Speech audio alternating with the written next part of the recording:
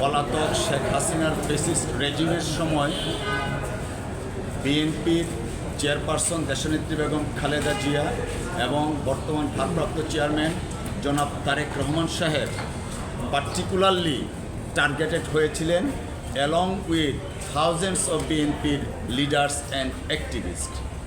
সেই টার্গেটের অংশ হিসাবে অর্থাৎ পলিটিক্যাল স্কিমের অংশ হিসাবে জনাব তারেক রহমান সাহেবকে রাজনীতি থেকে আউট করার জন্য শেখ হাসিনা ওয়াজেদ বিভিন্ন পথ অবলম্বন করছিলেন। বিভিন্ন পথের মধ্যে একটা সবচেয়ে গুরুত্বপূর্ণ পথ যেটা তিনি বেছে নিয়েছিলেন, মামলা করা। এই মানি লন্ডারিংয়ের মামলাটা জনাব তারেক রহমান সাহেবের বিরুদ্ধে মামলা দায়ের করা হয়েছিল। দুঃখজনক হলেও সত্য, যে আইনে মামলা দায়ের করা হয়েছিল সেই আইন তখন এক্সিস্ট ছিল না। অর্থাৎ আপনাদের মনে আছে জরুরি অবস্থার সময় কিছু অর্ডিন্যান্স প্রনাউন্স করেছিলেন মহামান্য রাষ্ট্রপতি।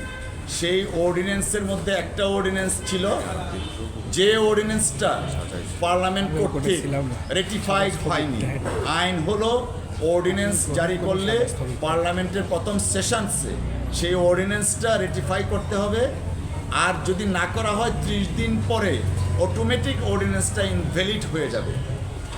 কিন্তু শেখ হাসিনা ওয়াজেদ ওই যে জনাব তারেক রহমান সাহেবকে ফাঁসাতে হবে, যে কারণে তিনি সেই অর্ডিন্যান্সের আন্ডারে মামলা দায়ের করলেন।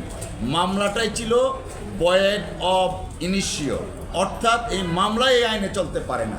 কিন্তু ক্ষমতার দম্ভ, রাষ্ট্র এবং আদালতকে কুক্ষিগতা করার মাধ্যমে শেখ হাসিনা ওয়াজেদ এই মামলাটা ট্রায়াল করালেন। সেটা ট্রায়াল ছিল শুধুমাত্র আইনগত ট্রায়াল নয়, ট্রায়ালটা মূলত ছিল আপনাদের জন্য মিডিয়ার ট্রায়াল। মিডিয়া ট্রায়ালের মাধ্যমে শেখ হাসিনা ওয়াজেদ চেষ্টা করেছিলেন জাতীয় এবং আন্তর্জাতিকভাবে জনাব তারেক রহমান সাহেবের ইমেজকে প্রশ্নবিদ্ধ করার জন্য, কিন্তু হালে পানি পায়নি। কিভাবে? যখন এই মামলা 2011 সনের রায় হলো, সেই রায়ের ট্রায়াল কোর্টে যিনি বিচারক ছিলেন মোতাহার হোসেন সাহেব, তিনি কাগজপত্র দেখলেন কিছুই নেই জনাব তারেক রহমান সাহেবের বিরুদ্ধে, যে কারণে জনাব তারেক রহমান সাহেবকে বেকসুর খালাস করে দিয়েছিলেন। আর সেই বেকসুর খালাসের জন্য শেখ হাসিনা ওয়াজেদ তার যে রিভেঞ্জ নেয়ার সেইটা পারলেন না, পারলেন কিছুটা মোতাহার সাহেবের উপর। এই খালাসের জন্য মোতাহার সাহেবকে দেশান্তরী হতে হয়েছে আনফর্চুনেটলি। এবং বন্দুক ধরেছিল, আপনারা পড়েছেন ওনার বক্তব্য, বন্দুক ধরেছিল যেন তারেক রহমান সাহেবকে যেন তার বিরুদ্ধে যেন রায় দেয়া হয়। মোতাহার সাহেব আইনের শাসনে বিশ্বাসী ছিলেন বিদায় তিনি তারেক রহমান সাহেবকে খালাস দিলেন। পরের ঘটনা অত্যন্ত আরও বেশি নাটকীয়। আমাদের এই পাক ভারত উপমহাদেশে ট্রায়াল কোর্টে অ্যাকুইটাল অর্থাৎ খালাসের এগেনস্টে হাইকোর্টে এসে আপিল করে সংখ্যায় খুব নগণ্য।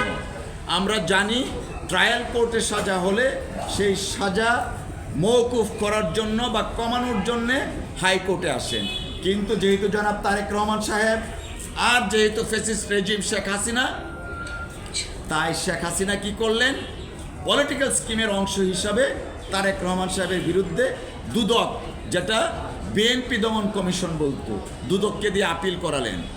আপিলটা শুধুমাত্র করিয়েই ক্ষান্ত থাকেননি, এমন একটা কোর্টে দেয়া হলো যে কোর্ট আইনি প্রক্রিয়ায় আপিলটা শুনে নাই। সম্পূর্ণভাবে রাজনৈতিক স্কিমের অংশ হিসাবে জনাব তারেক রহমান সাহেবকে আনফর্চুনেটলি